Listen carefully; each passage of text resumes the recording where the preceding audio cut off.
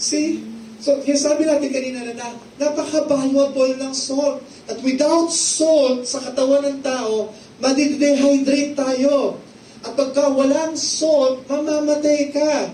At kapag walang church sa isang society, mamamatay din yung culture. Mawawala din yung kultura ng kaharian ng Diyos. Amen?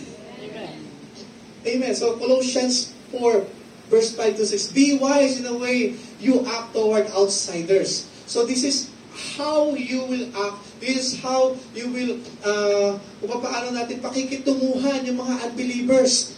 Kung paano natin sila kakausapin. So, make the most of every opportunity to share your faith, to share the things that you have received as salt and light. Let your conversation be always full of grace. We are not there to confront them, to debate, at makipaglaban sa kanila, sa kanilang katotohanan, sa kanilang katuruan, sa kanilang ideolohiya. For we are seasoned with salt. We are seasoned with the Spirit of truth. We are seasoned with the grace of God, so that you may know how to answer everyone. That instead of makipag-away ka sa kanila, let them show the one who is in you, the light that you have, na yung biyaya ng Panginoon na nasa iyo, yun yung makikita nilang lalabas for them to know who your God really is. Amen. Because it will be seen in our action. Amen.